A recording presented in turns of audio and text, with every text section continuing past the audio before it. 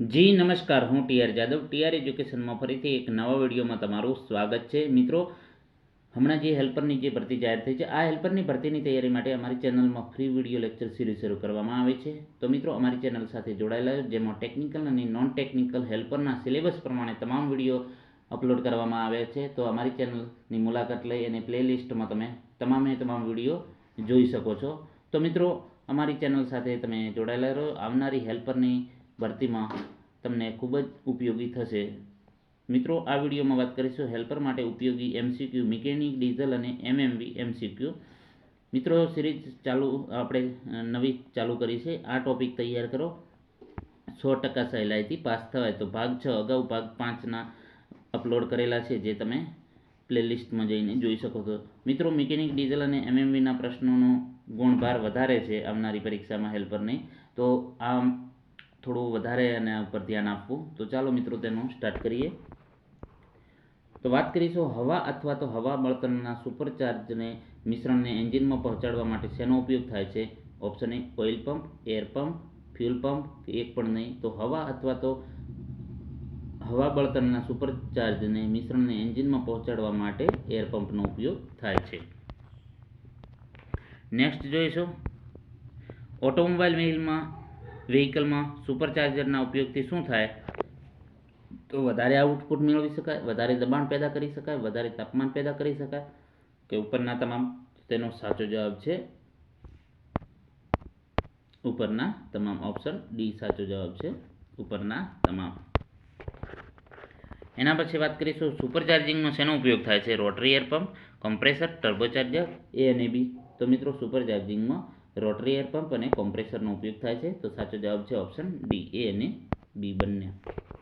Next જોઈશું, એન્જિનની ક્રેન્કશાફ્ટની સાથે જોડેલ બેલ્ટ વડે કોમ્પ્રેસરને ચલાવવામાં આવે છે, તેને ખાલી જગ્યા કહે છે. એન્જિનની ક્રેન્કશાફ્ટની સાથે જોડેલ બેલ્ટ વડે કોમ્પ્રેસરને ચલાવવામાં આવે છે, તો તેને શું કહેવામાં આવે છે? તો તેને સુપરચાર્જર તરીકે ઓળખવામાં આવે છે. નેક્સ્ટ, એન્જિનના એક્ઝોસ્ટ ગેસની મદદથી કોમ્પ્રેસરને ચલાવવામાં આવે છે, તેને ખાલી જગ્યા કહેવામાં આવે છે. એન્જિનના એક્ઝોસ્ટ ગેસની મદદથી કોમ્પ્રેસરને ચલાવવામાં આવે છે, તો તેને સુપરચાર્જર, ટર્બોચાર્જર, બેટરી ચાર્જર, ઉપરના બધા, તો તેને ટર્બોચાર્જર તરીકે ઓળખવામાં આવે છે. નેક્સ્ટ જોઈશું, ટર્બોચાર્જરને ક્યાં લગાડવામાં આવે છે? ટર્બોચાર્જરને ક્યાં લગાડવામાં આવે છે? ઇનલેટ મેનિફોલ્ડ પર, એક્ઝોસ્ટ મેનિફોલ્ડ પર, ક્રેન્કશાફ્ટ પાસે, સાયલેન્સર પાસે. તો ટર્બોચાર્જરને એક્ઝોસ્ટ મેનિફોલ્ડ પર લગાવવામાં આવે છે. એના પછી જોઈશું, ટર્બોચાર્જરની મદદથી એન્જિનના પાવર કેટલા ટકા વધારી શકાય? 10%, 20%, 30%?